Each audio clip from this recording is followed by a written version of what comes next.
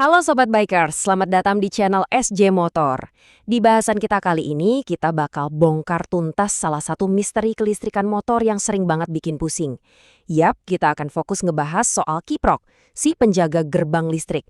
Dan kita juga bakal bedah apa sih bedanya sistem AC dan DC di motor kita.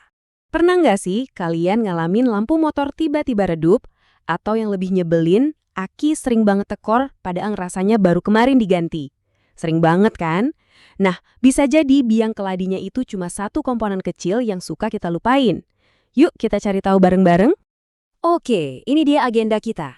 Kita mulai dari dasarnya dulu. Bedain listrik AC sama DC. Terus kita kenalan sama spool dan aki. Nah, puncaknya kita bakal kulik habis soal si kiprok, mulai dari fungsinya, tanda-tanda kalau dia rusak, cara merawatnya, sampai cara deteksi dini. Siap? Langsung aja kita gas. Oke, kita masuk bagian pertama. Jadi gini, di dalam motor kita itu sebenarnya ada dua dunia kelistrikan yang beda, yaitu AC atau alternating current dan DC atau direct current. Cara kerja keduanya ini beda banget, dan ini ngaruh ke semua komponen listrik, terutama lampu. Cara paling gampang buat bedainnya? Gini deh, lihat aja lampu utama motor kalian. Kalau lampu baru nyala pas mesin hidup, terus cahayanya ikut terang redup pas kalian ngegas, nah itu udah pasti sistem AC. Listriknya ngambil langsung dari spool yang muter bareng mesin.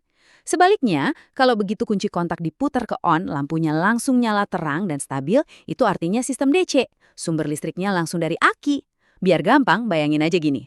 Sistem AC itu kayak air dari selang yang pompanya harus nyala dulu. Semprotannya kadang kencang, kadang pelan. Nah kalau DC, itu kayak air yang ngalir tenang dari tandon yang udah keisi penuh, stabil. Dan ini bukan kata saya doang ya, para mekanik ahli juga setuju. Kayak yang dibilang sama Mas Topik dari Barokah Service ini, intinya AC itu dari spool, DC itu dari aki. Dua sumber yang karakternya beda jauh. Nah, pengetahuan ini penting banget apalagi buat kalian yang hobi modifikasi. Mau ganti lampu pakai LED biar lebih terang? Ingat ya, LED itu butuh arus yang stabil, kayak air dari tandon tadi. Kalau dipasang di sistem AC yang arusnya naik turun, dijamin umurnya nggak bakal lama, bisa cepat putus. Jadi pastikan kelistrikan motor kalian udah DC sebelum pasang lampu LED ya. Oke, tadi kita udah sebut-sebut terus soal spool dan aki. Sekarang, yuk kita kenalan lebih dekat sama dua komponen vital ini. Siapa sih yang tugasnya bikin listrik dan siapa yang tugasnya nyimpen listrik? Nah, di sebelah kiri ini namanya spool. Anggap aja dia ini pembangkit listrik mini di dalam mesin kita. Dia yang menghasilkan listrik mentah tipe AC. Terus yang di kanan, udah pada tau lah ya, ini aki. Dia ini kayak power banknya motor. Tugasnya nyimpan listrik DC yang udah stabil dan siap dipakai kapan aja. Pertanyaannya sekarang, siapa yang ngatur lalu lintas listrik antara si pembangkit sama si penyimpan ini? Nah, disinilah muncul sang bintang utama kita, kiprok. Kiprok, atau nama kerennya regulator rectifier, perannya itu krusial banget. Dia ini benar-benar kayak satpam atau penjaga gerbang di komplek perlistrikan motor kita. Dia yang ngatur listrik mana yang boleh lewat, seberapa besar tegangannya, dan harus diubah jadi apa arusnya. Tanpa dia, kelistrikan motor kita bisa ambyar. Jadi, apa aja sih tugas si penjaga gerbang ini?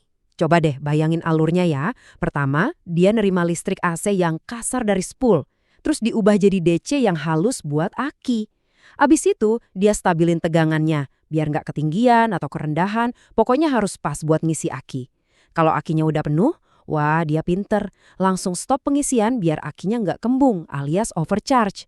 Terakhir, dia juga jadi tameng yang ngelindungin semua komponen lain dari lonjakan tegangan liar. Vital banget kan? Nah, terus gimana ceritanya kalau si penjaga gerbang ini mulai sakit atau rusak? Waduh, ini nih bagian yang harus kita semua waspadai. Yuk kita kenali gejalanya. Ini dia, daftar penyakitnya. Lampu jadi redup atau lebih parah, sering putus karena tegangannya ngaco. Terus, aki jadi korban pertama, tekor melulu.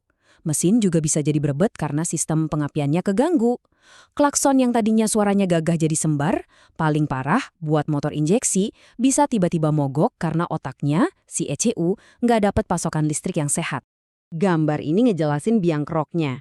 Pas kiprok rusak, jembatan antara spool, lampu, sama aki itu seolah-olah ambruk. Aliran listrik jadi liar, nggak ada yang ngatur. Arus yang ngaco ini bikin aki nggak keisi dengan benar. Dan di sisi lain bisa nonjok lampu pakai tegangan berlebih. Nah, inilah akar dari semua masalah yang kita bahas tadi. Tapi tenang, jangan panik dulu. Ada kok cara-cara gampang buat ngerawat si kiprok ini biar dia sehat walafiat dan umurnya panjang. Kuncinya ada 3, gampang banget. Pertama, jaga kebersihan. Kiprok itu kan ada sirip-siripnya, itu buat buang panas. Kalau ketutup lumpur atau debel tebal, dia bisa kepanasan dan umurnya jadi pendek. Kedua, jangan kasih beban berlebihan. Suka pasang lampu tembak, klakson kapal, atau audio jedak-jeduk? Wah, itu semua bikin kerja kiprok jadi super berat. Ketiga, hal simpel tapi sering disepelekan. Cek kabel dan soketnya rutin. Pastiin kenceng dan nggak ada yang lecet biar nggak korslet.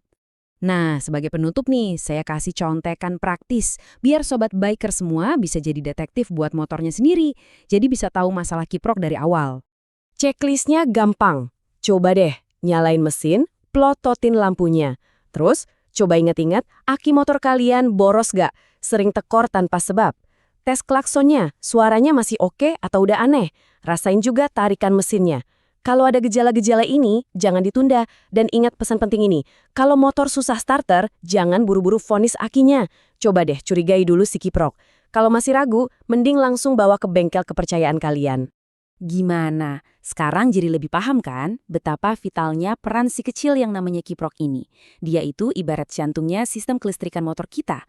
Nah, saya jadi penasaran nih, kalian punya pengalaman apa soal kiprok rusak? Mungkin ada cerita unik atau lucu? Coba deh share ceritanya di kolom komentar ya. Oke deh, jangan lupa ya buat subscribe channel SJ Motor, nyalain juga loncengnya biar nggak ketinggalan info. Kasih like kalau bahasan ini ngebantu, dan share ke teman-teman kalian yang mungkin lagi pusing sama kelistrikan motornya. Terima kasih banyak udah nonton, tetap safety riding, dan sampai jumpa di video SJ Motor berikutnya. Ciao!